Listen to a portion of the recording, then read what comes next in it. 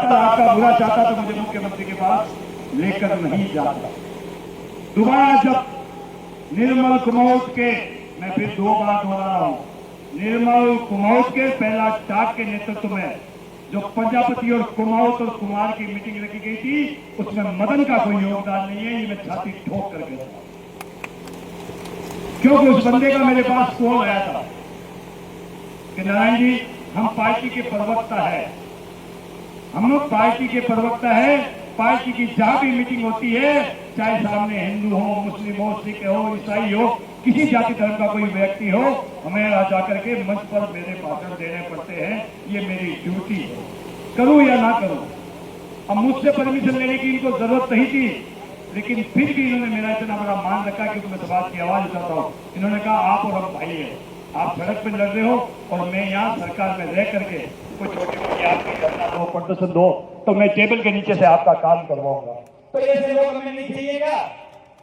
केवल धरना ही हो, राजनीति में एक आदमी को तो बख्श दो। दूसरे हैं जीतमल जी, ये भी प्रजापत लगाते हैं, इनको भी ये तमगा देने का एक घुमावट है। ये सोशल मीडिया पर एक मुहिम चलाई जा रही है, 2 ही पूरे राजस्थान में है, मेरे इनके नहीं बनती। मैं छाती ठोक कर कहता हूँ, जीतमल जी के मेरे बिल्कुल नहीं बनती। मेरे बाप की कसम खाकर कहता हूँ, मुझे नहीं अच्छे लगते, ना इनको मैं लगता हूँ। लेकिन ये जरूर कहता हूँ, ये प्रजापति है इसलिए मुझे हमेशा अच्छे लगते हैं। मैं कभी नहीं चाहता कोई प्रजापति का भविष्य खराब करे। एक पूरे राजस्थान में जिलाध्यक्ष है, एक जिलाध्यक्ष, वो उस मंच पर गए क्यों? इनकी मजबूरियां थी, एक पार्टी से बंधे हुए थे, और ऊपर जब सीएम का ऑर्डर आता है तो सबको वहां जाकर के बैठना पड़ता है। लेकिन ये जरूर कहा कि समाज का कोई काम हो तो मैं बताना। अब हमारी जो मांगे हैं वो इनसे पूरी नहीं हो सकती, इनसे पूरी नहीं हो सकती, लेकिन हमारी मांगे सीएम पूरी कर सकता है। हम सड़क पर लड़े ही लड़े, और ये ऊपर से राजनीतिक हमारा साथ दे। हर किसी को कुमाऊं बना देना हमारा अधिकार क्षेत्र नहीं है। मैं निर्मल कुमाऊं का घोर विरोधी हूं, और 16 मई 2 मई के बाद पहला टाक का भी घोर विरोधी हूं। उससे पहले मैं उसका विरोध कभी नहीं करता था। 2 मई को उसने वो मीटिंग रख करके इस मीटिंग के मुख्यमंत्री को आने को कैंसिल करवाने वाला व्यक्ति ही पहला टाक है, वरना आज यहां मुख्यमंत्री बैठे होते। लेकिन 400 लोगों को बुलाकर वहां मंच पर जाकर के पूरे समाज को निर्मल कुमाऊं के चरणों में डाल दिया था।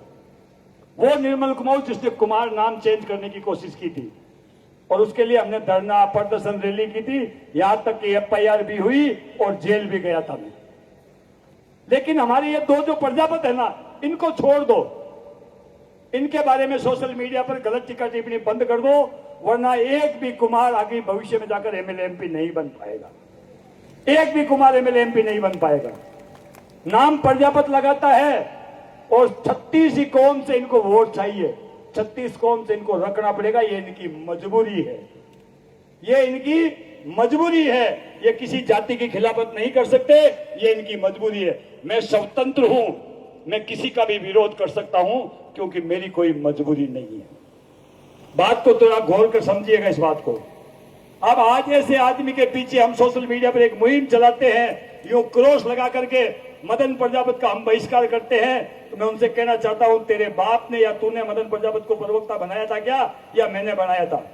अगले की मेहनत ने उसे प्रवक्ता बनाया है। आपकी मेरी औकात नहीं है उस पर चीरा लगाने की। मतलब कितनी गंदी पोस्ट सोशल मीडिया पर वायरल हो रही है। मेरा कोई निजी प्रेम नहीं है इस आदमी से, मैं इसका भगत नहीं हूं। मैं इनके बारे में भी अब सब कहता हूं, और पूरी बीजेपी पार्टी को 12 महीने गालियां देता घूमता हूं कि हमें ना तुम्हारी बोर्ड का चेयरमैन दिया, ना हमें हमारा हक दिया, ना हमारे बच्चों को छात्रवृत्ति दी, ना कुछ और दी। हम सड़क पर लड़ाई लड़ेंगे, लेकिन हर पार्टी में एक आदमी हमारा अगर आगे बढ़ रहा हो तो मैं उसका मनोबल नहीं करता। आज पहली बार इसलिए कर रहा हूं, मन बड़ा दुख होता है।